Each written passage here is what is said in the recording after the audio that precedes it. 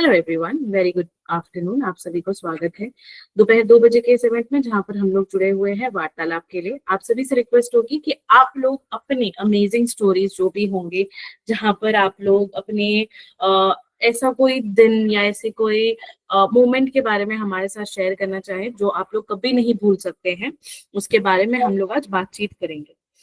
तो ठीक है, तो बातचीत करेंगे। तो आप लोगों से मेरी रिक्वेस्ट होगी कि आप लोग एक एक करके हैंड रेज करना स्टार्ट कर दीजिए। जब मैं आप लोगों का नाम पुकारूंगी तब आप लोग माइक अनम्यूट करके अपनी अपनी स्टोरीज बता सकते हैं।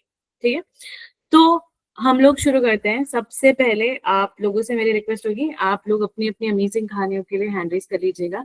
सबसे पहले हम शुरू करेंगे शैलेंद्र सेठ सर से। शैलेंद्र सेठ सर, माइक अनम्यूट कर लीजिए प्लीज। आप बताइए आपकी क्या अमेजिंग स्टोरी है और आप हमारे साथ क्या शेयर करना चाहेंगे।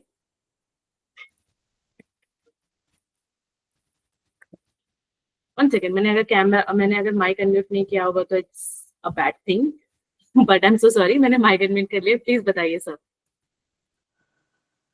जी, good afternoon all of you. Good afternoon sir. जी मैम, ऐसा कुछ अमेजिंग तो नहीं है, लेकिन एक बहुत अच्छा एक्सपीरियंस रहा। जब मैं अपना 1983 में हाई स्कूल का एग्जाम देके निकला, तो हमारे सारे फ्रेंड्स ने एक छोटा सा टूर बनाया। मैं यहाँ यूपी लखनऊ में रहता हूँ। यहाँ ओके, से बहुत ही पास हमारे कॉर्बेट नेशनल पार्क है। अच्छा। हाँ, उसके पास से नैनीताल भी जुड़ा हुआ है। तो एक हम लोगों ने एक वीक का प्रोग्राम बनाया नैनीताल और कॉर्बेट नेशनल पार्क का।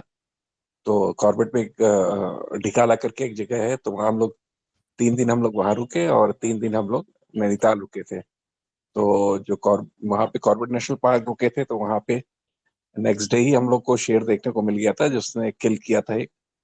तो वो वहाँ के जो रेंजर थे, उन्होंने ले जाके हम लोग को शेर दिखाया था।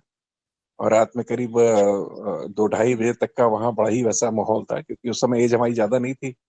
तो बहुत डरावना माहौल था। सब आसपास जितने सियार थे और सब आवाजें आ रही थी। उसके बाद जब चौथे दिन नैनीताल गए, तो वहाँ पे पहली बार मैं किसी हिल स्टेशन गया था। तो रात में हम लोग पहुंचे नैनीताल। तो रात में नैनीताल का इतना खूबसूरत नजारा था। सारी लाइट जल रही थी, पहाड़ों पे घर छोटे छोटे थे, और मतलब लग रहा था जैसे स्वर्ग में आ गए। फिर अगले वाह। दिन जब जी फिर अगले दिन जब सवेरे हुआ, तो देखा होटल हम लोग जहाँ रुके थे, देखा बीचों बीच वहाँ पे झील इतनी बड़ी पहाड़ के बीच में। तो वो भी एक बड़ा अमेजिंग एक्सपीरियंस था कि पहाड़, फिर उसके बीच में इतनी झील है, इतनी बड़ी, उसमें बोटिंग हो रही, सब कुछ हो रही है। फिर वहाँ पे जो 2-3 जगह थी, जैसे टिफिन टॉप था और चाइना पीक था, और वहाँ का जो शेरवुड कॉलेज है जहाँ के अमिताभ बच्चन पढ़े हुए हैं, वो सब विजिट किया। तो दैट वाज अ वेरी मतलब इतना अनफॉरगेटेबल एक्सपीरियंस था। Thank you, that's all. Thank you so much sir, आपके एक्सपीरियंस को शेयर करने के लिए। It sounded like a very amazing story. आगे बढ़ेंगे, विजय कदम मैम, प्लीज माइक अनम्यूट कर लीजिए। हेलो। यस मैम, बताइए। मैं तो आपने बीती हुई सुनाऊंगी। सुनाइए मैम, प्लीज सुनाइए। मेरे बहन का ट्यूमर का ऑपरेशन करने के लिए बोला था। तब तो पैसे भी तो नहीं थे, और तीनों बच्चे मेरे साथ में थे। उसके छोटे छोटे थे, इतने बड़े भी नहीं थे। अभी 30-35 साल हो गए होंगे उसको ऑपरेशन किया हुआ। एक आंख से अभी उसको दिखाई नहीं देता, पर वो है। तो ऐसा था कि मेरे पास तो कुछ भी नहीं था। दवाखाने में, बड़े दवाखाने में बोले थे कि 25 लाख लगेंगे। तब क्या ओके, करे क्या करे, तो उस डॉक्टर को मैंने मेरी पूरी कहानी बता दी। तो उन्होंने पहले मुझे 5,000 रुपए देकर एडमिट करने को बोला। अच्छा। और मेरे मामी ने उनके बैंगल तोड़ के वो पैसे दिए। उससे वो बोले कि इधर कुछ मदद 500 रुपए खाली उधर भर, बाकी के बाद में देखेंगे। और जो डॉक्टर ने ऑपरेशन किया, उसने 25,000 नहीं लिए ही नहीं। एमआरआई दूसरा निकालने के लिए दोनों डॉक्टर ने 5-5 हजार रुपए। ये मेरी आप बीती है। क्या और फिर बात। ऑपरेशन सक्सेस हुआ, अच्छा हुआ। चलिए, अच्छी बात है। Thank you. डॉक्टर को सैल्यूट है हमारा, जो भी डॉक्टर थे।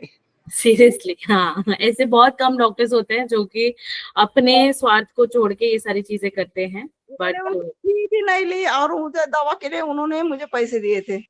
अरे वाह, क्या बात है, ऐसे डॉक्टर्स होने चाहिए।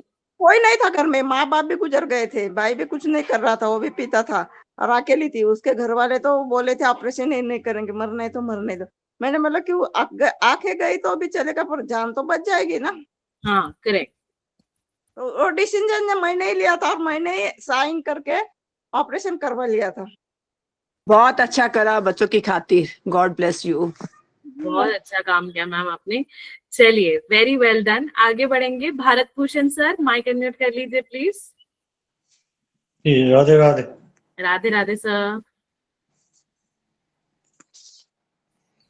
लगभग 33 साल पुरानी बात है। हेलो। बोलिए सर, प्लीज बताइए। हाँ, तो मेरी जॉब नहीं लगी थी, उस समय की बात है, और मेरा पास तो हो गया था मैं, लेकिन मेरा पोस्टिंग लेटर नहीं आ रहा था। ओके। तो लगभग उस समय देखिए 1 साल का पैनल बनाया था उन्होंने अच्छा। कि मेरा मेरिट लिस्ट में 18वां नंबर था, तो 17 नंबर तक की तो पोस्टिंग दे दी थी। पिताजी बोल रहे थे यार अब टाइम भी 1 महीना का रह गया है, होगा या नहीं होगा। काफी परेशानी टेंशन में थी। और एक दिन पहले गवर्नमेंट ने रोक लगा दी नई पोस्टिंग पे। तो ओके। शाम को सोए थे, पिताजी कह रहे थे भैया अब तो यार 1 डेढ़ महीने का टाइम रह गया और होना नहीं है।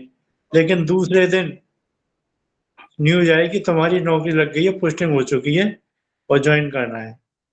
क्या बात है। तो वो दिन मैं आज तक नहीं भूल सकता। और देखिए ये एक संयोग मात्र है कि वो भी 7 जून के तारीख थी उस दिन भी, आज और भी 7 जून है। आज 7 जून है, और 13 जून की मेरी ज्वाइनिंग डेट है, 13 जून 1990। क्या बात है। तो वो दिन मैं कभी नहीं भूल सकता, क्योंकि मेरी जो पोस्टिंग हुई थी वो न्याय विभाग में हुई थी। वहाँ स्टेट गवर्नमेंट के ऑर्डर नहीं चलते, ओके। हमारे हाई कोर्ट के ऑर्डर चलते हैं केवल, और इसीलिए उन्होंने मेरी पोस्टिंग दे दी थी। उसको बहुत खुशी हुई, पिताजी बहुत खुश हुए थे कि चलो कम से कम अब बहुत बड़ी टेंशन तो दूर हुई। चलिए, तो अच्छी मैं बात है उसको सर, कभी एटलीस्ट कभी तक आप नहीं भूलता, भूल नहीं सकता। और कोई आपकी कहानी आप लोग हैंडलिस्ट करना स्टार्ट कर सकते हैं दोबारा से। अगर कोई और नया किस्सा आप लोगों एक को छोटी सी कहानी और है, अगर आप कहें तो सुनो। प्लीज सुनाइए सर। आप वार्तालाप आप लोगों का ही सेशन है, प्लीज सुनाइए। मेरे एक मित्र हैं और उन्होंने मेरे को जनवाइज का व्हाट्सएप किया था। तो 15-20 दिन के बाद वो मिले थे कि यार मैंने तेरे को एक भेजा था, तूने किया है नहीं किया। मैं इनकी क्या पता यार, पे ऐसे चलते रहते हैं, इन पे कोई विश्वास नहीं करना चाहिए। ऑनलाइन में आजकल फ्रॉड भी बहुत होते हैं, पता नहीं क्या चीटिंग है कैसे है। उसने मेरे को जबरदस्ती ज्वाइन करवा दिया था। तो उसको, और आज का दिन है, मैंने काफी अच्छा महसूस कर रहा हूँ। मैं योगा भी किया था और अभी भी करता हूँ, और सभी प्रत्येक इवेंट्स में भाग लेता हूँ। और क्विज वगैरह में दिल्ली में भी 3 बार होके आया था। पहली बार दिल्ली गया था जनवाइज के प्रोग्राम में, अपने फिजिकल इवेंट हुए थे उस समय, वहाँ गया था और बहुत अच्छा महसूस कर रहा हूँ। और इसमें मेरे को करीब 25 से 30 हजार रुपए के करीब के इनाम भी मिल चुके हैं, जीत चुका हूँ। चलिए, बहुत अच्छी चीज है सर। इनकम की बहुत इनकम अच्छा आप महसूस करता हूँ। और उसका दोस्त का भी थैंक्स कहना चाहता हूँ कि जिसने मेरे को ज्वाइन करवाया था जबरदस्ती, तो जबरदस्ती सर ज्वाइन जिन्होंने करवाया था, मैं आपको करना ज्वाइन नहीं चाहता। करवाया था जबरदस्ती, क्या वो है जनवाइज में अभी? नहीं अभी नहीं है, वो तो जो है शायद नहीं है। अच्छा, वो खुद अभी ज्वाइन नहीं करते जनवाइज, बट आपको उन्होंने जरूर ज्वाइन करवा दिया है। हाँ। चलिए, अच्छी चीज है एटलीस्ट। चलिए, उमा लखोटिया जी, माइक अनम्यूट कर लीजिए प्लीज। बताइए मैम आपकी अनफॉरगेटेबल स्टोरी। हाँ, मेरा स्टोरी है। आज ही के दिन 5 साल पहले हम लोग गंगा स्नान करने गए थे, मेरी एक रिलेटिव के साथ में। वो हर साल जाती, पूरे साल भर जाती है, लेकिन मैं कुछ-कुछ खास-खास दिन ही जाती हूँ, जैसे कोई बड़ी अमावस हो या एकादशी हो।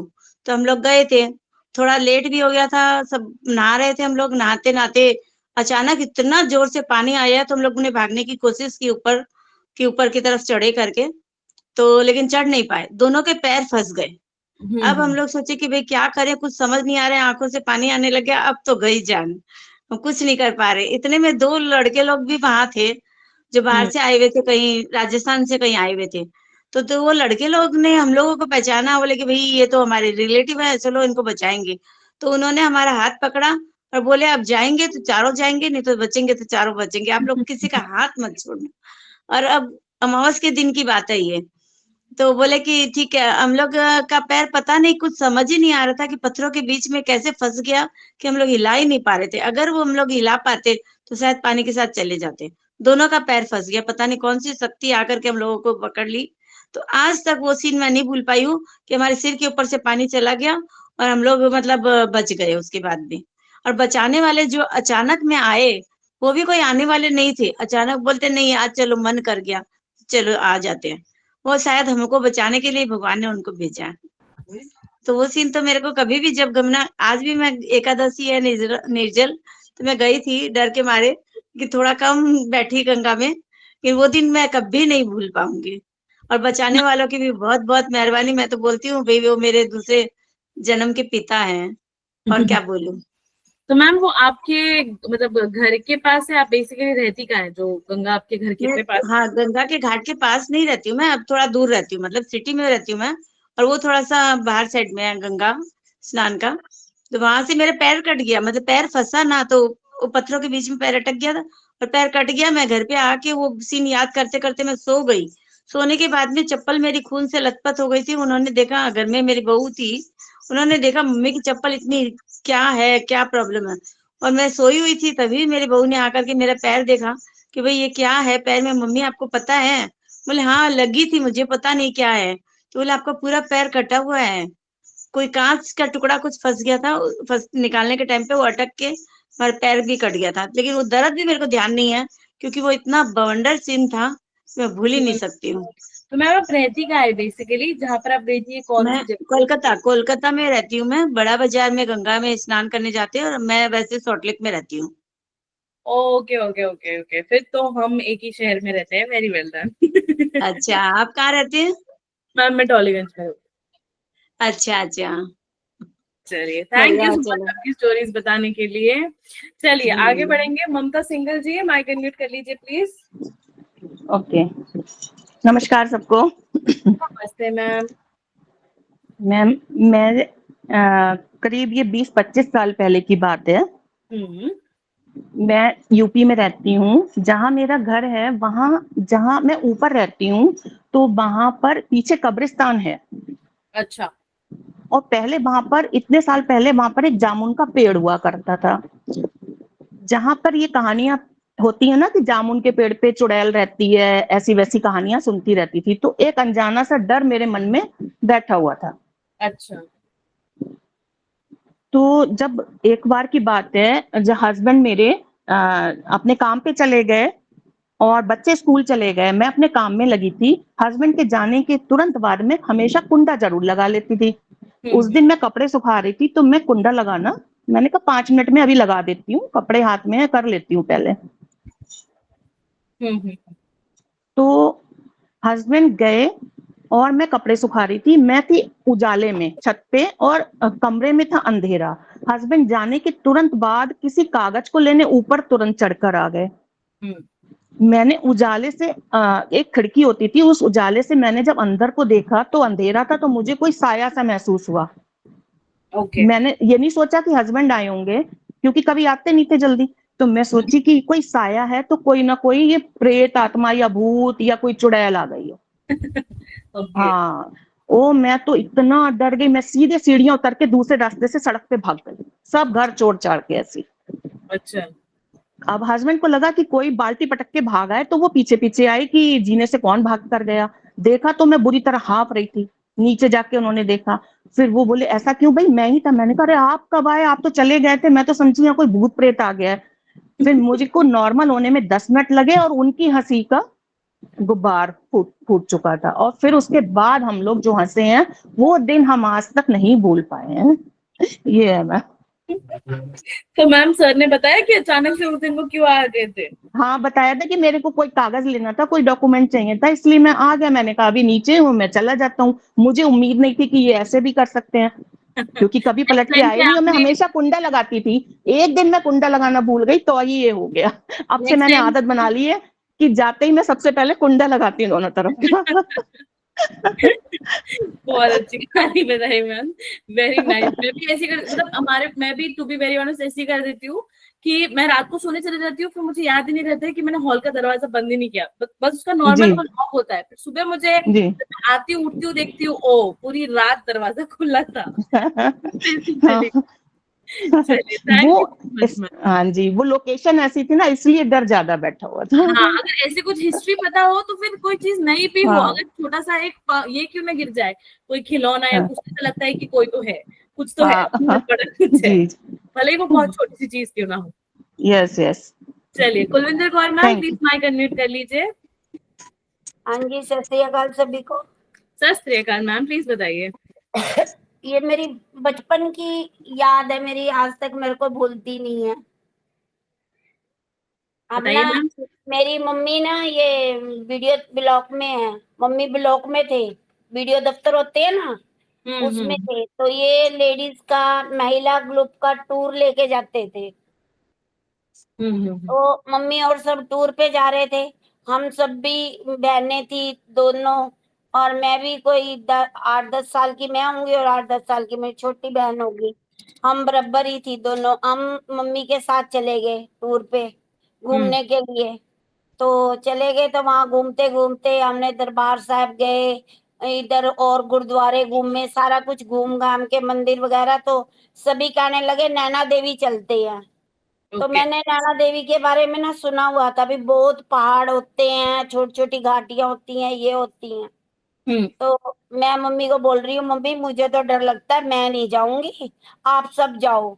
मेरे मम्मी कहते तू अकेली कैसे बस में बैठी रहेगी, सभी औरतें जाएंगी, सभी बच्चे जाएंगे जो आए हुए हैं, तू कैसे बैठी रहेगी। मैं कह नहीं, मैं बैठी रहूंगी बस में, आप जाओ। हम्म तो मम्मी कहती है अच्छा एक बार ना ऐसे कर, गुरु गोविंद सिंह जी का नाम पढ़। मैंने हम्म कहा अच्छा। मैंने मैंने कहा ठीक है। मैंने कहा वाहिगुरु जी, गुरु गोविंद सिंह जी, गुरु नानक देव जी। मैं मतलब बच्चा जिद्दां रट्टा शुरू कर दिंदा, मैं भी शुरू करता। ਮੰਮੀ हम्म ਕਹਿੰਦੇ ਕੁਝ ਨਹੀਂ ਹੁੰਦਾ, ਤੂੰ ਚੱਲ ਸਾਡੇ ਨਾਲ, ਚੱਲ ਚੱਲ ਚੱਲ। ਮੈਂ ਕਿਹਾ ਨਹੀਂ। ਮੈਂ ਥੋੜੀ ਦੂਰ ਗਈ, ਉਹ ਪਹਾੜੀਆਂ ਦੇਖੀ ਨਾ ਉੱਚੀ ਉੱਚੀ, ਮੈਂ ਵਾਪਸ ਆ ਗਈ। ਮੇਰੀ ਮੰਮੀ ਕਹਿੰਦੇ ਨਹੀਂ ਕੁਝ ਹੁੰਦਾ, ਚੱਲ। ਮੈਂ ਚੱਲੀ। ਮੈਨੂੰ ਅੱਜ ਤੱਕ ਯਾਦ ਹੈ ਕਿ ਪਤਾ ਨਹੀਂ ਕਿੱਥੋਂ ਮੈਡਮ ਉਹ ਸ਼ਕਤੀ ਆਈ ਹੈ ਮੇਰੇ ਅੰਦਰ, ਕਿੱਥੋਂ ਨਹੀਂ ਮੈਨੂੰ ਨਹੀਂ ਪਤਾ ਲੱਗਿਆ। ਮੈਂ ਨੈਣਾ ਦੇਵੀ ਦੇ ਉੱਪਰ ਦਰਬਾਰ ਤੱਕ ਪਹੁੰਚ ਗਈ, ਮੇਰੇ ਮੰਮੀ ਹੋਰਾਂ ਵਾਲੇ ਨੀਚੇ ਹੈ। ਤੇ ਮੰਮੀ ਮੇਰੇ ਕਹਿੰਦੇ ਤੂੰ ਤਾਂ ਕਹਿੰਦੇ ਡਰਦੀ ਸੀ ਕਿ ਤੂੰ ਸਾਡੇ ਤੋਂ ਪਹਿਲਾਂ ਪਹੁੰਚ ਗਈ। ਮੈਂ ਕਿਹਾ ਮੰਮੀ ਪਤਾ ਨਹੀਂ ਮੈਨੂੰ, ਮੈਂ ਤਾਂ ਕਿਸ ਤਰ੍ਹਾਂ ਆ ਗਈ ਆ, ਮੈਨੂੰ ਤਾਂ ਵਾਹਿਗੁਰੂ ਜੀ ਲੈ ਆਏ। ਉਹ ਦਿਨ 100 ਦਿਨ ਮੈਨੂੰ ਅੱਜ ਤੱਕ ਨਹੀਂ ਭੁੱਲਦਾ ਵੀ ਡਰ ਦੇ ਉੱਪਰ ਹੀ ਜੀਤ ਹੈਗੀ ਆ। ਬੰਦਾ ਜੇ ਡਰਦਾ ਰਹੇ ਤਾਂ ਕਿਤੇ ਨਹੀਂ ਜਾ ਸਕਦਾ। ਕੋਈ ਨਾ ਕੋਈ ਸ਼ਕਤੀ ਹੁੰਦੀ ਹੈ, ਮੈਂ ਤੇ ਇਹ ਜਾਣਦੀ ਹੈ ਕਿ ਸਾਨੂੰ ਅੱਛੀ ਜਗ੍ਹਾ ਪਹੁੰਚਾਉਣ ਵਾਸਤੇ ਸ਼ਕਤੀ ਨਾਲ ਹੀ ਹੁੰਦੀ ਹੈ। वो कहते हैं ना मैम, जहाँ पे जाना आपका लिखा हो, आपके किस्मत में जहाँ जाना लिखा है, वहां चाहे कितना भी कुछ भी कर लो आप, कोई आपको रोक नहीं सकता है वो जगह जाने से। तो और वो वही है चीज मैडम, आज अब मेरा मन इतना कर रहा है कि हेमकुंड साहब जाऊं, पर पता नहीं क्योंकि मैं जा नहीं सकती हार्ट की वजह से। मेरे को हार्ट की प्रॉब्लम है, स्टंट पड़े हुए हैं, तो हमारे अलाउड नहीं करते। पर मैं अभी यही अरदास कर रही हूँ बाबा जी से कि भी कोई हेलीकॉप्टर की यात्रा ही शुरू हो जाए ना, मैं उसके थ्रू ही दर्शन करके आऊँ जरूर। जरूर होगा मैम। आप इस चीज को दिल से, कोई चीज को हम मैनिफेस्ट करते हैं ना, वो चीज होती इतना ही। अच्छा लग रहा है ना, क्योंकि जब तक हम हेमकुंड नहीं ना जाएंगे, हम हम्म चाहे तुम सारे लोगों को बोल गुरुद्वारा रहा है, के मेरा दर्शन माइक बंद कर है। ले, वो यात्रा सफल नहीं होएगी। Correct correct. आपको जरूर, आई होप, जाने का मौका मिले और आप जरूर जा सके। अब बस चलो इसकी मैडम, आप कामना करते सबकी रहिए। कहते दवाई लग जाए मेरे को, एक बार दर्शन हो जाए मेरे को हेमकुंड साहब के। जरूर जरूर मैम, जरूर होंगे। आप दिल से इस चीज को मैनिफेस्ट कीजिए कि आपको वहां जाना है, जरूर ये चीज होगी। आई बिलीव जब हम कोई चीज को बहुत ऐसे मन्नतों से अपने दिल में रखते हैं ना, वो चीज होती ही है, भले वो देरी से होगी, बट वो होगी जरूर। What I feel. Thank you सभी बहन भाइयों का, मेरे लिए दुआ करो कि मैं हेमकुंड के दर्शन जरूर करूं। हमारा वो तख्त है मेन। जरूर मैम, सब आपके लिए दुआ करेंगे, आप जरूर जा पाएंगे, आप टेंशन मत लीजिए। Thank you madam, thank you. Ma'am Asha Goyal ma'am, please बताइए आपकी कहानी। Yes ma'am, Vaishali ji, good afternoon. Good afternoon ma'am. हाँ जी, मैं होशियारपुर पंजाब से हूँ और मेरा मायका है जलंधर में। तो मेरे से बड़े 4 भाई हैं। तो एक बार क्या हुआ कि मेरे मम्मी महामाई से बोलते हैं, कहते मेरे 4 बेटे हैं, तो महामाई मुझे एक बेटी दे दो कि सबका मुंह बंद हो जाए कि हर कोई कह देता है कि इसके 4 बेटे हैं। तो महामाई से मुझे मांग मांग के लिया उन्होंने। तो एक बार की बात है, वो ना ज्वाला जी है ना, चिंतपूर्णी से आगे ज्वाला जी है। तो ज्वाला जी ले गए, वहां पे एक टेढ़ा मंदिर है, शायद आपको पता हो। तो वहां पे एक टेढ़ा मंदिर है, तो वो टेढ़ा मंदिर में ना मेरे को वहां पे लेके गए। तो उनके हाथ से मैं छूट गई, मैं साल की थी, 1 साल की। तो उनके हाथ से मैं छूट गई और जैसे ही छूटी तो मैं मर गई, मतलब खत्म हो गई। तो फिर मैं था कि मम्मी ने बोला, कहते मामाई आपसे मांग मांग के ली थी। मम्मी मेरे रोए बहुत, कहते मैंने मांग मांग के ली थी, अगर तूने दी है तो तूने ले भी ली है। मैंने तो यहाँ पे अब वापस नहीं लेके जाऊँ, इसको खाई में फेंक जाऊंगी, मैं लेके नहीं जाऊंगी। बहुत रोई, लोग बहुत इकट्ठे हो गए। तो महामाई से आगे वो प्रे कर रहे थे कि महामाई या तो इसको वापस कर दो, नहीं तो मैं इसको फेंक जाऊंगी, इसको खाई में फेंक जाऊंगी। तो इतने देर में ना एक जटाधारी बाबा आए, बहुत लंबे चौड़े, मम्मी कहते इतने लंबे चौड़े थे कि उनकी हाइट के बराबर कोई आज तक मैंने देखा नहीं। अच्छा। तो वो आए, जैसे ही कहते बम बम बोले, बम बम बोले, ऐसे ही करते आए। कहते ये किसका बच्चा है? तो मम्मी कहते मेरी बेटी है। तो कहते क्या हुआ ऐसे? कहते मेरे हाथ से छूट गई, वे ये मर गई है, मैंने तो अब लेके नहीं जाना, महामाई ने दी थी, उन्होंने ले ली अपनी अमानत, मैंने तो इसको फेंक के जाना। कहते किसी के पास पानी है? तो जल है, पानी नहीं बोला उन्होंने, बोला कि जल है। तो वहां पे ना कोई नहीं बोला। फिर एक कुछ देर तो कोई नहीं बोला, फिर एक दिल्ली से एक बंदा था, वो कहता मेरे पास है पर मेरे बच्चों का झूठा है। वो कहते बच्चों का झूठा झूठा नहीं होता, आप हमें दो। ओके। तो उन्होंने वो जल लिया, जल लेके मेरे ऊपर छिड़काव किया। तो जैसे कहते एक बार छिड़काव किया तो उनको लगा कि इन्हें पलके हिलाई है इसने। तो दूसरा छिट्टा मारा तो फिर मैं रोने लग गई। ओके। तो तीसरे छिट्टे पे ना फिर जोर जोर से मैं चिल्ला चिल्ला के रोने लगी।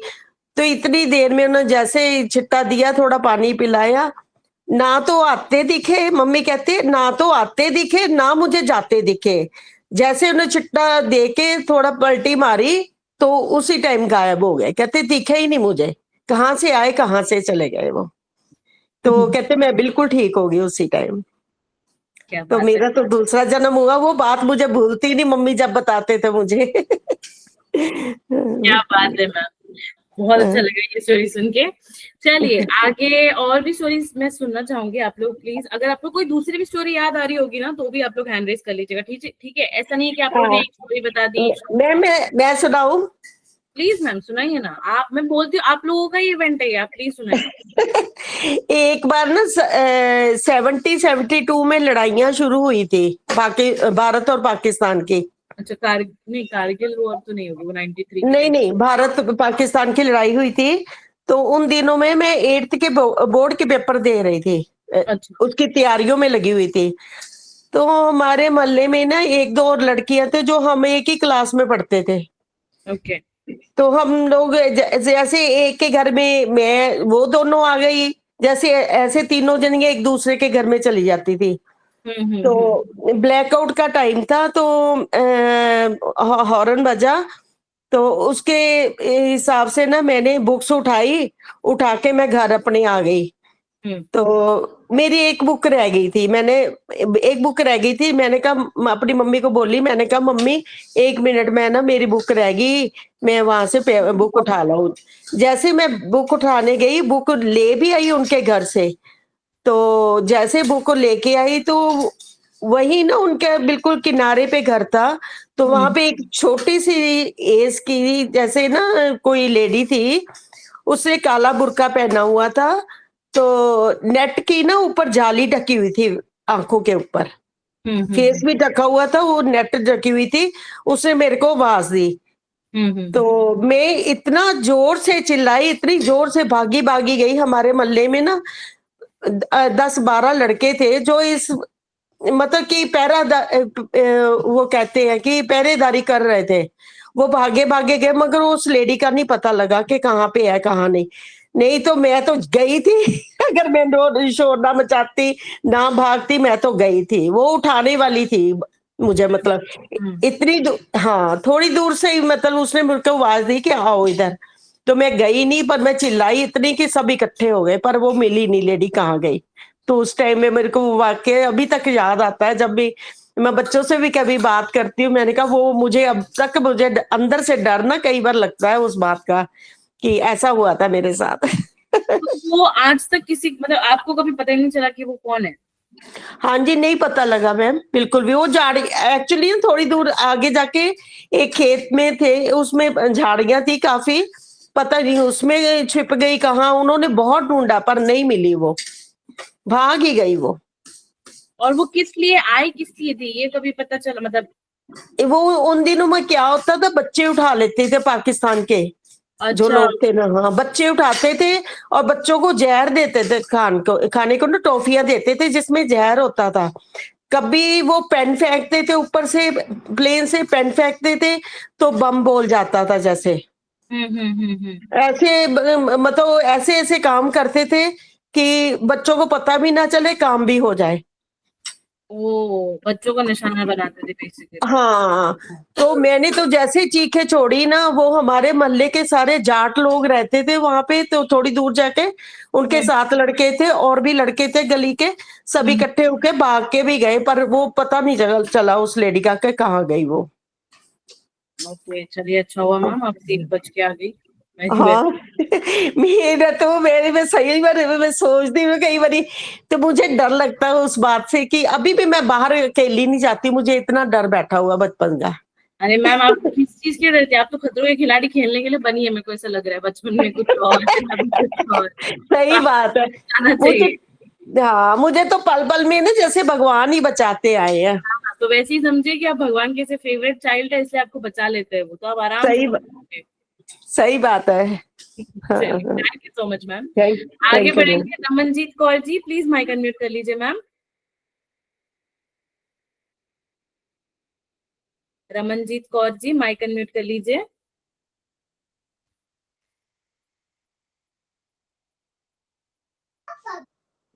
Good afternoon. गुड आफ्टरनून, बताइए मैम। हाँ जी, मैं ये पूछ रही हूँ कि मेरे सब मेंबर्स ने पौंटा साहब देखा हुआ है, क्योंकि मुझे सबकी बातों से लग रहा है कि पौंटा साहब सबने देखा हुआ है। हेलो, मुझे तो इतना आइडिया नहीं है, बाकी सबने अगर किसी ने देखा हो तो थम्स अप का रिएक्शन दे। सब उनके पास है, बहुत धार्मिक गुरुद्वारा है। मैं अपने 9th क्लास की बात बता रही हूँ। तो मैं 9th क्लास में थी, तो हमारे स्कूल MKP कॉलेज में पढ़ते थे, 12th क्लास की लड़कियां जा रही थी पिकनिक, ठीक है, और वो मुझे बहुत प्यार करती थी, तो उन्होंने कहा रम्मा भी चलेगी, तो मैंने कहा पता नहीं घर से इजाजत मिलती है नहीं मिलती है। मैंने बहुत डरते डरते पापा से पूछा, पापा कह रहे नहीं जाना, खैर जैसे मनाया तो चले गए। वहां पे ना जमुना जी बहती है पौंटा साहब नीचे ना जमुना जी जाती है, और आपको पता है जमुना जी गंगा जी हल्ला बहुत करते हैं जब वो बहती है, शाह शाह की आवाज आती है ना। तो पौंटा साहब में जब गुरु गोबिंद सिंह जी थे ना, तो वो कवि दरबार लगता था जमुना जी के पास, पौंटा साहब के पीछे जगह थी, अब तो बदल गया, वो पुरानी चीजें हटा दी गई, दूसरे नए बन गए कमरे, वहाँ कवि दरबार लगता था। तो कहते हैं सब कवि कहते थे कि जमुना ना बहुत हल्ला करती है, हमें ना सुनाई नहीं देता है। तो बाबा जी ने कहा था जमुना तो यहाँ हल्ला मत करा कर, आप मानो कि 500 साल हो गए, वो आगे पीछे जमुना हल्ला करती है, पर गुरुद्वारे के नीचे से आप जाओगे ना, देखना बिल्कुल शांत जाती है, बिल्कुल शांत लगता है, बिल्कुल सिर्फ पानी शांति से ना बह रहा है आज की तारीख तक भी, है ना। हमने पिकनिक के लिए हमें सीढ़ियों से नीचे, अब तो मना हो गया कि सीढ़ियों के नीचे पहले स्नान भी करने जाते थे लोग, अब मना हो गया क्योंकि वहाँ पे बहुत सारे हादसे हो जाते हैं। ऐसे ही हम सब लड़कियां इकट्ठी हुई और पानी के बीच में खड़े होकर मना करके आगे नहीं जाना, तो हम लोग फोटो खिंचवा रहे थे हाथ पकड़ के सब ना।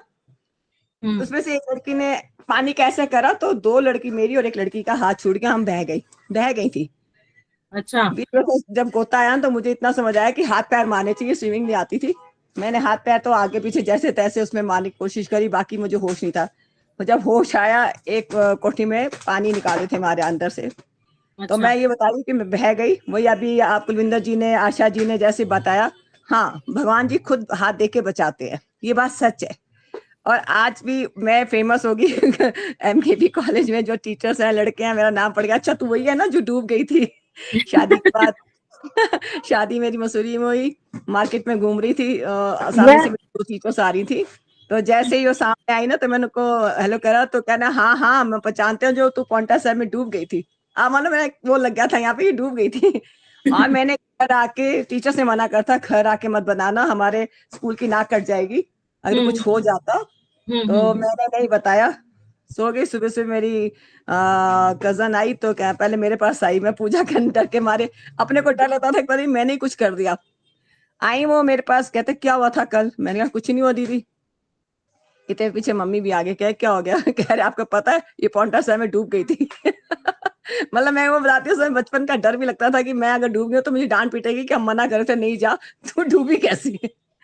मैम तो मैं भी एमकेपी कॉलेज में पढ़ी हुई। अच्छा जी, कौन? देहरादून में। नहीं, आप कौन बोल रहे हो? मधु गुप्ता। अच्छा, कौन से ईयर में? मेरा होगा 90 कुछ, पता नहीं, मेरे को सन तो याद नहीं है। अच्छा, मैं 97 में मेरी मैरिज हुई थी, बस वो लास्ट था मेरा एमकेपी में कॉलेज के बाद। मेरा तो मैं हादसा यही आपको बता 97 रही है हूँ। शायद लास्ट। हाँ जी, 97। 97। अच्छा, मैं 77 में मेरे पास मतलब वहाँ पे कॉलेज छोड़ गया था, शादी हो गई थी। तो उसके बाद तो अपनी मस्ती में, कि उन्होंने कहा था शादी के बाद पढ़ेंगे, तो मस्ती में भूल गए। इतना मस्ती रही। आप सोचते क्या यार, पढ़ ही लेते, कुछ कर ही लेते। मतलब वो है ना, कहते हैं जब आपको सब कुछ मिलता है ना, उसमें ये चीजें भूल जाती है कि हमने पढ़ना भी है, कुछ करना लाइफ का। अपनी मैडम खास भूलते नहीं है, घर वाले बुला देते हैं, भूलते नहीं है।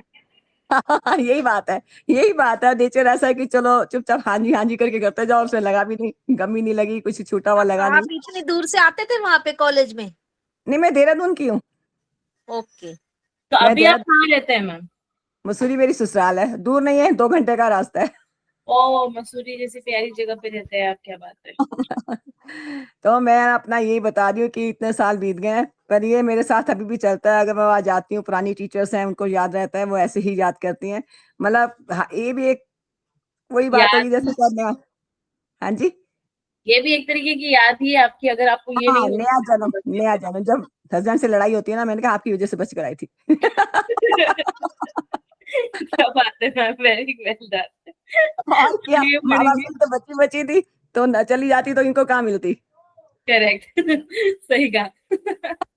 बस बहुत मजबूत से भगवान ने बचाया, सिर्फ आपके लिए बचा के रखा है, संभाल के रखो आप। संभाला ही हुआ है ऐसे वाक्य में, फैमिली ने संभाला ही हुआ। क्योंकि अभी भी बोलते हैं आराम से चलना, आप बहुत तेज चलते हो, गिर जाओगे। 2-3 बारी मैं गिर चुकी हूँ, तो बच्चों को भी चिंता रहती है कि हम दूर रहते, आराम से चला करो, देख के चलो, तेज मत चलो। हाँ, अब मैं ये भी ऐसी रहती हूँ। मैं भी मेरी मम्मी को ऐसे कहीं पे अकेला नहीं भेजती हूँ। मेरी मम्मी होती है कि मैं अकेले चले जाऊँ, मैं नहीं, आप खड़े खड़े आप गिरने की हालत में आ जाते हो, तो मैं अकेले तो कहीं नहीं भेज सकती, वो रिस्क लेना ही नहीं है। मेरे साथ 2 साल पहले मेरा ऐसा हादसा हो गया। मैं दिल्ली बच्चों के पास थी, शाम को मेरी डॉटर इन लॉ का बर्थडे सेलिब्रेट करना था, तो हम लोग सारा काम खत्म करा। मैंने कहा चल मैं नहा के आती हूँ, 3 बज गए। कह रही मामा चले आप खिचड़ी बना लो, ये बना लो, तो हम आज खिचड़ी खाते हैं। ठीक है, मैं नहाने गई और मुझे नहीं पता क्या हुआ। वो इतना पता है कि मैं जा रही हूँ, हॉस्पिटल में हूँ, तो यहाँ टांके लगने लगे थे, तो मेरे यहाँ से कट हुआ था। डॉक्टर ने पूछा कि आप गिरी कैसी? मैंने कहा मुझे तो पता नहीं, मैं यहाँ आई भी कैसी। वो वाला मुझे अभी भी नहीं याद है, 2 घंटे का वो जो टाइम है गिरने का, नहीं क्या याद। हुआ था उस टाइम पे? हाँ, मुझे डॉटर इन लॉ ये कहती, मम्मा इतनी जोर से आवाज आई कि जैसे किसी ने आपको ऊपर से उठा के जोर से नीचे फेंका। और मैंने कहा शायद बच्चे कोई गिर गए, तो मैं आसपास बच्चों को देख रही थी कि वो भी पढ़ रहा था, वो टीवी देख रहा था। फिर मैंने कहा पापा अंदर बैठे, मैं पापा मम्मा गिर गई। और आपको पता है आजकल कोई चाबी तो रखता नहीं है बाथरूम के अंदर से, कुंडी लगाई तो बाहर की चाबी संभालता ही कौन है? कोई भी नहीं संभालता ना। यार मम्मी बेटा मेरा और पापा घबरा गए, दरवाजा तोड़ने लगे और दरवाजा टूट ही नहीं रहा था। कह रही मैंने कहा आप हटो। कह रही पापा भी घबरा गए, वो भी घबरा गए। मैंने कहा आप हट जाओ। कह रही मैंने हिम्मत करके आपको आवाजें लगाई, ऐसा लगा आप कहीं दूर से बोल रहे हो, तो मैंने आपको हिदायत दी कि आप ऐसे आओ, ऐसे लॉक खोलो। तो जब आपने खोला ना तो आपके यहाँ से खून खून निकल रहा था। कह रही मैं अंदर गई, मैंने आपको नहलाया, कपड़े आपने डाले जैसे जैसे बताती गई। तो आपने कहा मैं सोने जा रही हूँ। मैंने कहा सोना नहीं है। तो मैंने कहा ना इनको मम्मी को तो हॉस्पिटल ले जाओ। तो कैलाश में ले गए। मतलब मैं आपको बता रही, मैंने कहा फिर मेरे को 8वीं मंजिल से मैं नीचे कैसे उतरी कि पापा उठा के ले गए जरना? कह रही नहीं आप खुद उठ के गए हो। आपसे बच्चों ने पूछा दादी ठीक हो? आपने कहा हाँ मैं ठीक हूँ। मुझे होश आया था, मतलब होश था, चल रही थी, पर मेरी यहाँ से बंद था। हाँ, सेंसेस थोड़े भी ये नहीं कर रही। सेंस नहीं था। मुझे हाँ। हॉस्पिटल में ध्यान आया कि जब उन्होंने पूछा ना क्या हुआ, टांके लगे मुझे यहाँ पे, क्योंकि मुझे थोड़ा सा होता है टांके का दाग पड़ जाएगा, तो है थोड़ा सा यहाँ से फर्क तो पड़ ही गया। अच्छा उसका तो ये भी कुछ हादसे से मेरे ख्याल मेरी जितनी बहनें यहाँ बैठी हैं, जब भाई बैठे हैं, ये सबके साथ हो रहा है। हो रहा है, अब सबके साथ हो ही रहा है कुछ ना कुछ, कितना भी आप अपने को एक्टिव रखो, कुछ वो करो। होता है, हाँ। बोलना है। अच्छा मैम मेरी नातिन खड़ी है, वो अपना हादसा बता रही है, मेरे पास मसूरी आई हुई है। कह रही मैं बता रही हूँ, आजा आजा जल्दी आ जल्दी आ जल्दी जल्दी जल्दी है ना, बता हेलो करो सबको, सब नानी दादी बैठे हैं। हेलो, नमस्ते। हाँ, तो अभी यहाँ पे लाइक नानी में बताई हुई शेयरिंग स्टोरीज। तो मेरे साथ एक ऐसा हुआ था कि हम ना ऐसा कानपुर में रहते हैं, बट हम फिर शिफ्ट हो गए थे दिल्ली में। तो मैं ना आई थिंक मैं बहुत छोटी थी, 5-6 साल की थी। तो मैं ना यहाँ पे आई थी, तो ऐसा होता है ना कि कभी कभी यू फील अ प्रेजेंस। मतलब मेरे पास ना हाँ मेरे पास ना एक फेंटिश सी मेमोरी है of someone, I don't know who but है, राइट। तो अब उससे क्या होता है ना, whenever I'm sad, whenever I wanna like उनसे उनके बारे में बात करते करते I get so emotional। तो सो उनसे बात करते करते I get very emotional। तो सॉरी, तो क्या हुआ था ना, तो उनकी लाइक जब भी मैं सैड होती हूँ, जब भी मेरे साथ कुछ होता है, तो इट्स लाइक एक ना प्रेजेंस सी फील होती है किसी की, पता नहीं किसकी बट होती है। तो इट्स लाइक कि पहले तो बहुत डर लगता था कि ऐसा भूत वगैरह, but then I got used to it। उसके बाद I was like कि चलो जो भी है तो at least someone is there with me when I'm not okay। तो फिर वो होने लग गया, और उसके बाद से तो I started living with it कि अब हम we just coexisting, like जहाँ पे भी जाऊँ it's with me and it's like a friend। So do you still feel that there's still one there? You still have that feeling? Yeah, it happens a lot. Like I feel like someone's right there or right there, and it's like whenever I need it, it's like there, it's like कुछ लोग उसको imaginary friend का title दे सकते हैं, but I think वो उससे बहुत बड़ी हो चुकी है और इमेजिनरी फ्रेंड्स अब इतना नहीं होता। बट एक वो चीज है ना कि वो मुझे बचपन से अभी तक फील होती रही है। अब it's like we are best friends. It's good unless it's not harming you. It's good in all the aspect. Once it starts doing anything, then it's not good. To be honest, then you should get it checked कि ऐसा कुछ ना हो।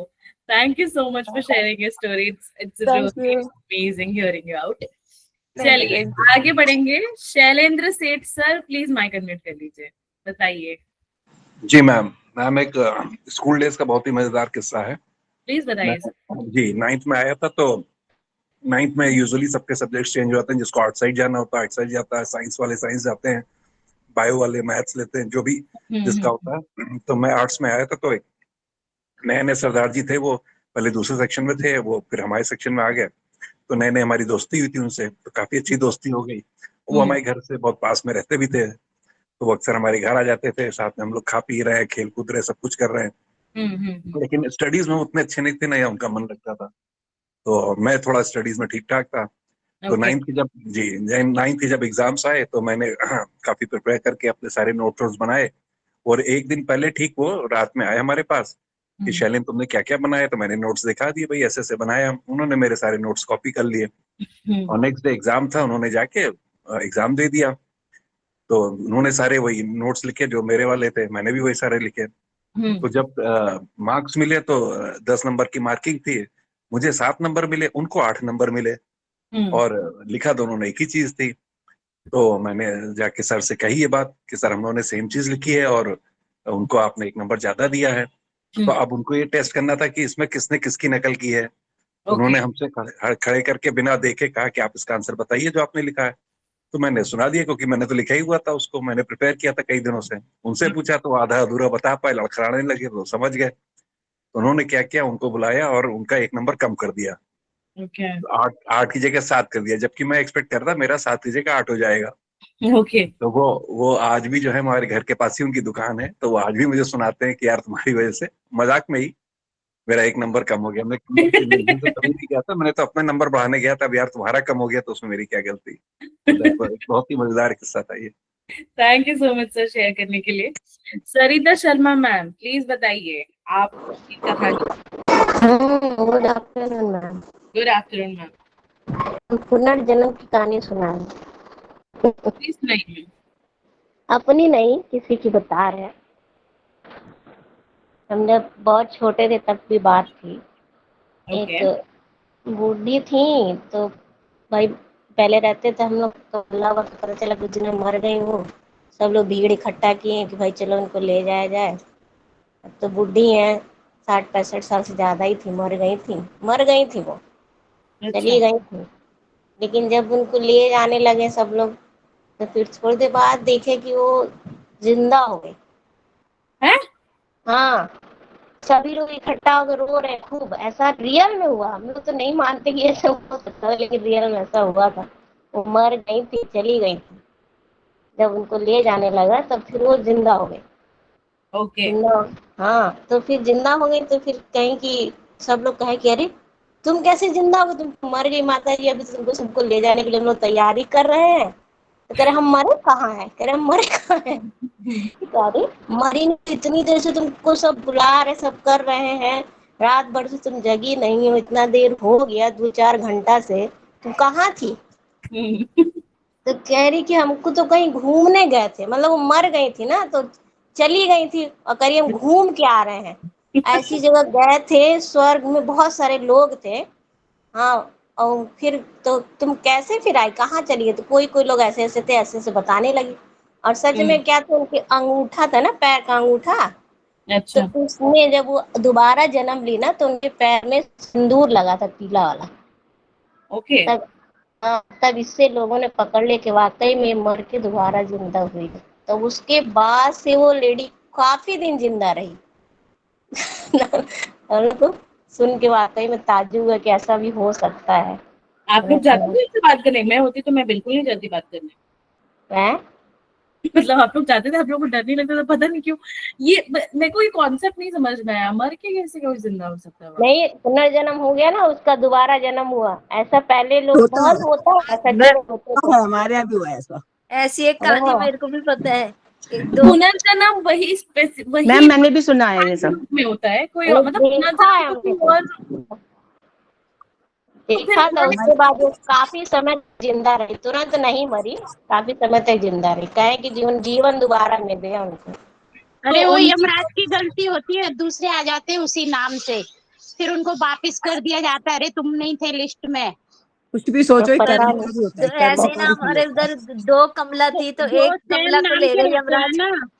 तो एक second, अभी फिर मेरा क्वेश्चन है, अगर ये यमराज की गलती थी तो यमराज की सैलरी कटती थी कि नहीं कटती?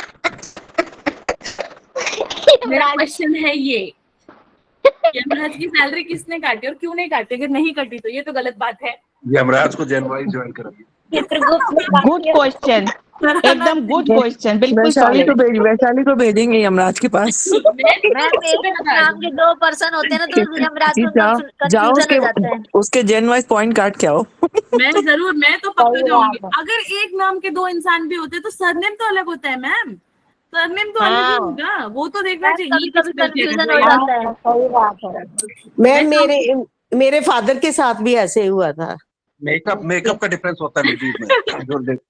लेडीज मेकअप हटा के सोती उनको ले जाते। तो सर मेन केस में क्या करते हैं वो? अब आशा गोयल मैम बोल रही है उनके फादर के साथ हुआ था। आशा गोयल मैम आपके फादर के साथ क्या हुआ?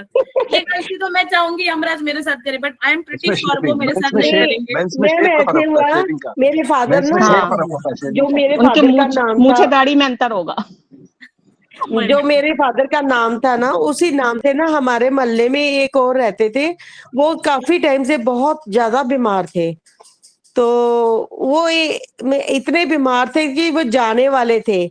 तो वो अगली सुबह ना मेरे फादर एकदम बैठे बैठे न्यूज़पेपर पढ़ रहे थे, बैठे बैठे एकदम से चले गए, और वो जो उसी नाम के थे वो ठीक हो गए, मेरे फादर चले गए। ऐसा भी होता है। हाँ, ये भगवान की गलती होती है। ये पता नहीं किसकी गलती है। जब ये रात मतलब भगवान से तो कभी गलती हो ही नहीं सकती। घर में घुस जाते हैं। करेक्ट, ये सही बोला आपने। ये यमराज को सस्पेंड कर देना चाहिए। मतलब सीरियस मत लीजिए यमराज जी, मैं आपको मजाक कर रही हूँ, बट ठीक है आप मेरे घर मत आना, बाकी आप घर पे रहो अभी फिलहाल। चलिए आगे बढ़ेंगे। मंजू अग्रवाल जी प्लीज बताइए।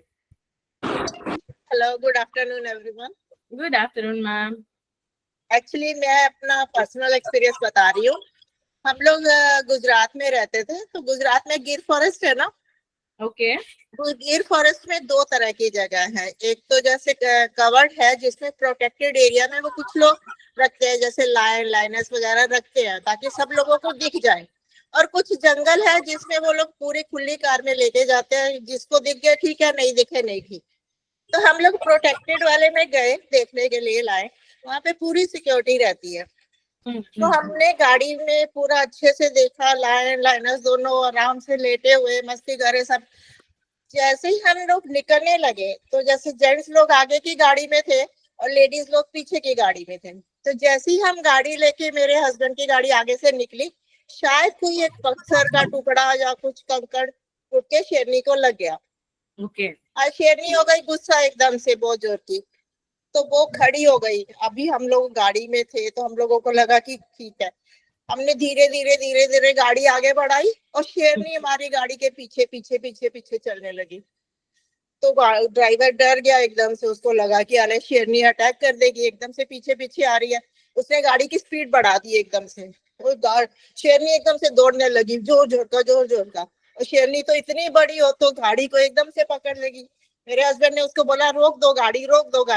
बोला नहीं सर, पीछे वो आ रही है शेरनी एकदम से। तो बोले अगर तुम बढ़ाओगे स्पीड तो तुम शेरनी से आगे थोड़ी जा सकते हो, वो तो तुम्हें मार ही देगी। एक हाथ मारेगी तो वैसे भी कांच की गाड़ी, कांच टूट जाएगा, गाड़ी पलट जाएगी। बोले रोक दो। तो उन्होंने गाड़ी रोक दी। जैसे गाड़ी रोकी वैसे ही शेरनी भी शांत हो गई। तो मतलब जैसे वो एनिमल्स होते हैं ना, जैसे डॉग को भी देखो भागते हैं तो पीछे पीछे जोर जोर से भागते हैं, ऐसी शेरनी के साथ हुआ। जैसे ही गाड़ी रोकी वैसे ही वो चुपचाप वापस चले गई, देख के कि हाँ नहीं ठीक है। अगर उस दिन गाड़ी वो भगाता रहता तो शेरनी श्योर अटैक कर देते। हम लोग पीछे देख रहे हैं और हम लोग देख रहे हैं कि अरे शेरनी कितनी स्पीड से भागे जा रही है गाड़ी, और उसमें शेरनी में इतना जरा सा डिफरेंस बचा था अटैक करने में। क्या बात है मैम, आपने तो बेयर ग्रिल्स की लाइफ एंजॉय की हुई है। बहुत मतलब ये थ्रिलिंग एक्सपीरियंस था, वेरी थ्रिलिंग। हाँ। मुझे उस दिन हम लोगों को वो दूसरे नॉर्मल जंगल में भी शेरनी दिख गया, इतने पास से, और वो भी ओपन गाड़ी में। क्या बात है, वेरी नाइस। चलिए आगे बढ़ेंगे। शशि बाला मैम प्लीज बताइए। शशि बाला जी। जी हाँ जी, yes, good evening. Good afternoon ma'am, please बताइए आपकी कहानी। हाँ जी, मैं भी अब ये ताजे कल परसों की बात है। मेरे दामाद की नानी परसों रात बीमार थी, काफी बुजुर्ग है, तो उनका ना कोई सांस चल रहा था, नीचे लेटा दिया। तो परसों रात भी सारी रात लेटी रही, और कल रात भी सारा दिन लेटी रही। सारे रिश्तेदारों को बुला दिया, उनके लड़के पोते सब काफी दूर, तो उनको फोन कर दिया, सब आ गए। तो आज सुबह उसमें सांस आ गए और कहने लगे हरि ओम हरि ओम हरि ओम, जय श्री राम करने लगी। सारे देख हैरान रह गए, भैया क्या इसमें तो जान आ गई हैगी। कहने लगे ओम नमो शिवाय, ओम नमो शिवाय। सब कहने लगे चल कल तो काशी का दिन था, बहुत अच्छा दिन था। हमारी अम्मा तो फिर भी नहीं गई, इसमें तो दोबारा जान आ गई। दोबारा, हाँ जी, दोबारा फिर उसको चारपाई पे पड़ा दिया। अब उसने थोड़ा बहुत खाना पीना भी शुरू कर दिया। बेटी कम से कम 91 92 एज की है, ये रह की है। अब फिर सारे रिश्तेदार वहां पर इकट्ठे हो गए हैं। अब देखो, अब पता नहीं भगवान की माला है। नहीं तो काशी का दिन था, बहुत अच्छा दिन था। वैसे भी बीमार थी, एक एक चम्मच पानी का लग रहे थे। मैं कसम से बता रही हूँ, कभी अगर मेरे सामने ऐसा हो गया कि कोई उठ गया है वापस, तो वो चारपाई की जरूर यूज होगी, वो मेरे लिए होगी फॉर श्योर। क्योंकि मेरी जो हालत होगी वो देखने के बाद मैं तो नहीं वहां बैठ पाऊंगी। हाँ जी, यस यस, हाँ जी। ऐसा क्यों सोच रहे हो? हेलो, आप ऐसा क्यों सोच रही हो? अच्छा सोचो। अच्छा ही सोचती हूँ मैम मैं, अच्छा बट नहीं जरूर सोचो, ऐसे उठ गया तो फिर तो पक्का। ये तो परमात्मा का, जिसने जितना टाइम लेना ना वो अपने टाइम पर ही जाता है। ये तो भगवान की आपकी बात है ना, जितने भगवान ने सांस दे के रखे हाँ, उतने कोई पूरे किसी करने की हैं। जगह नहीं लेता, कोई किसी की जगह नहीं लेता। बस ये कहा करो अच्छा जितनी चले जाए, हम लोग कहते तो हैं अभी ना, कहते जितनी हैं। चाबी खिलौने में भरी हो ना, उतनी खिलौना चलेगा। ये शरीर की बात है, जितने भगवान ने सांस दे के रखे उतने पूरे करने हैं। करेक्ट करेक्ट, जितना टाइम है उतना तो पूरा करके जाना ही पड़ेगा, वरना क्या हाँ फायदा। जी, हाँ जी, यस यस यस, हाँ जी। चलिए, Pratibha Gupta ma'am please mic mute कीजिए। यस रेखा मैम, मैं मेरी कोई स्टोरी याद करने याद ही नहीं आ रहा है। Good afternoon Pratibha ma'am, please बताइए। जी, मैं और मेरे हस्बैंड बिल्कुल अपोजिट हैं। मतलब वो बहुत ही आस्तिक और मैं बहुत ही नास्तिक। ओके। तो मेरा बेटा मतलब कहना चाहिए लगभग 3 साल का हुआ, तो ये था कि मेरे जो हस्बैंड है वो देवी माँ पे, दुर्गे माँ पे बहुत ही ज्यादा ट्रस्ट करते हैं। मतलब इतना कि वो बातचीत तक करते हैं, लड़ाई झगड़ा भी उनसे करते हैं। तो कोई बात नहीं, उनका मन था कि हम वैष्णो देवी जाएंगे उसका मुंडन करवाने। ओके। तो मैंने कहा इतनी ही ऊपर क्यों जाना है चढ़ के, हम लोग कहीं भी तो करा सकते हैं, भगवान तो सब जगह एक जैसे ही है। बोलते नहीं मेरी इच्छा है हम वहीं जाएंगे। तो हमने की ठीक है, हम बेमन से हमने तैयारी की, हम लोग गए और वहां जाने के बाद हम सारे लोग बिछड़ गए एग्जैक्ट मंदिर पे जाके। बहुत भीड़ थी, सारे लोग बिछड़ गए। मतलब मैं थी, मेरी 2 बेटियां, 1 बेटा, हस्बैंड, सब अलग अलग हो गए, बस मेरे पास बेटा रह गया। अच्छा। अब मैं मन मन में बहुत कहती जा रही थी इनको ही कि इनको ही शौक था आने का, अब बताओ कैसे क्या मिलेंगे, घबराहट हो रही थी। भीड़ में इतना फंसे हुए थे कि हम लोग एक दूसरे को मुड़ के भी नहीं देख सकते थे। अच्छा।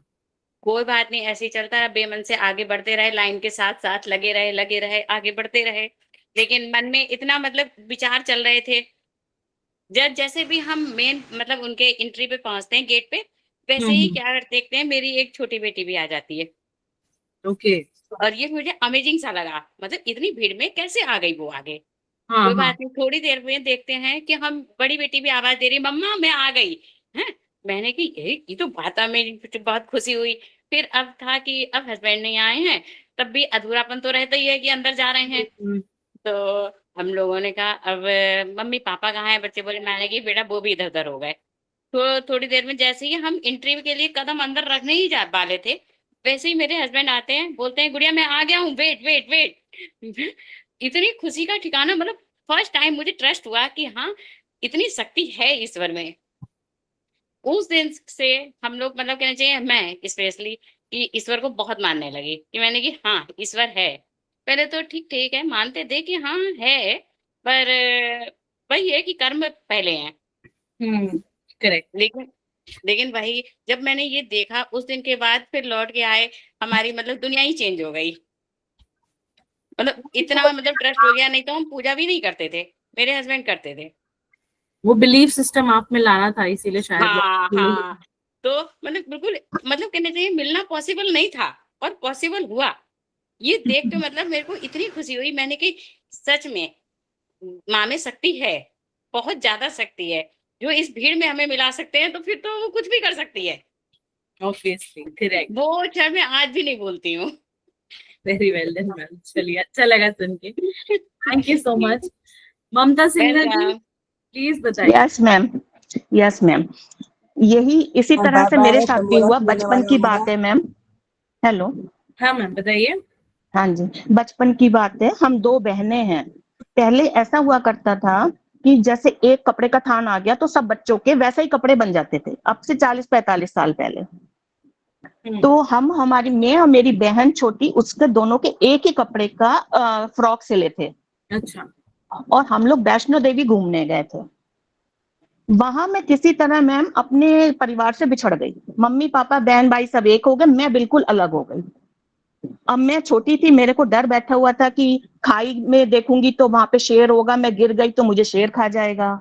मैं दिन बस भगवान से, माता रानी से यही प्रार्थना करती चली जा रही थी और आंखों में आंसू अंदर ही अंदर पी रही थी कि बाहर किसी को दिख गया तो वो सोचेगा ये अकेली है।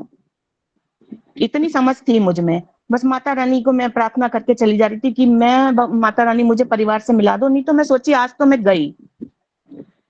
उधर मेरा परिवार बहुत परेशान हो रहा था कि मतलब मेरी बच्ची कहाँ चली गई। सारे लोग ढूंढते पूछते जा रहे थे सारे लोगों से कि मतलब कोई बच्चा तो ऐसा नहीं देखा इधर उधर।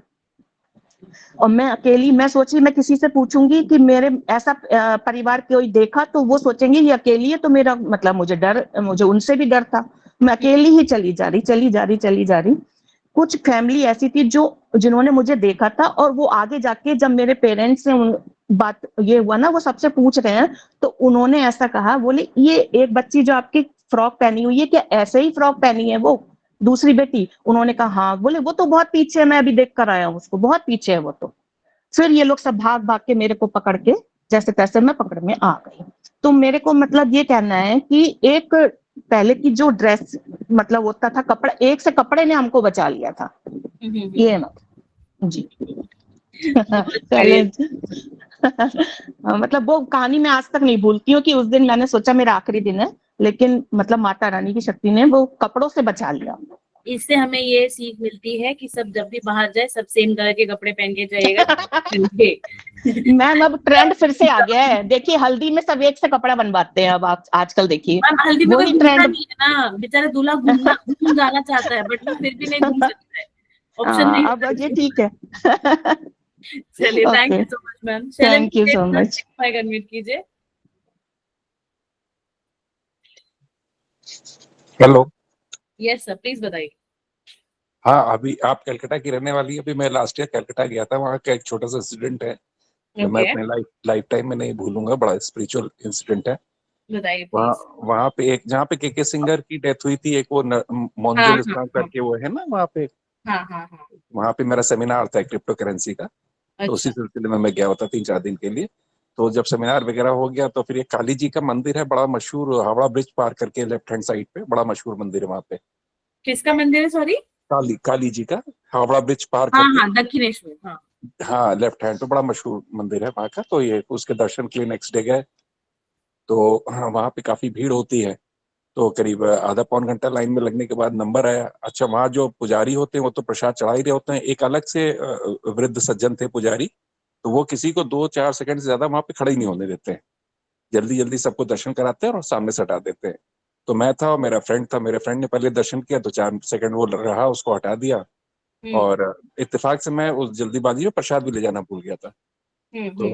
तो मेरा नंबर आया तो मैं भी सामने खड़ा हो गया। 2-4-5 सेकंड हो गए तो मैं अपने आप ही हटने लगा वहां से। तो पुजारी ने, वो वृद्ध वाले थे, उन्होंने मेरा हाथ पकड़ लिया। बोले आप पहले दर्शन तो कर लीजिए। मैंने सर कर लिए। बोले नहीं और करिए। तो करीब 30 सेकंड हो गए, 45 सेकंड, 1 मिनट हो गया।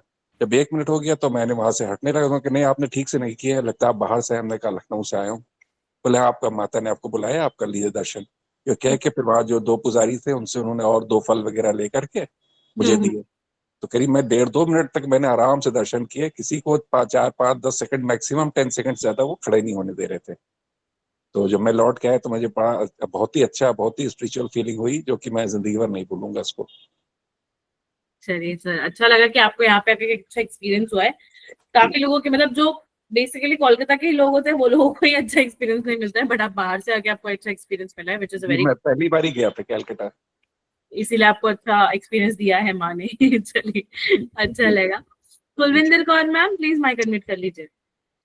हाँ जी मैडम, है तो फनी किस्सा है, मेरे को आज तक नहीं भूलता। मैं ना उस टाइम ट्रेनिंग कर रही थी चंडीगढ़ में बाल सेविका की। तो हमारी सैटरडे और संडे को ना हाफ डे हो जाता है, छुट्टी हो जाती थी संडे को। तो हॉस्टल में रहते थे, कोई पंजाब से, कोई हरियाणा से, कोई हिमाचल से, ऐसे लड़कियां थी सारी।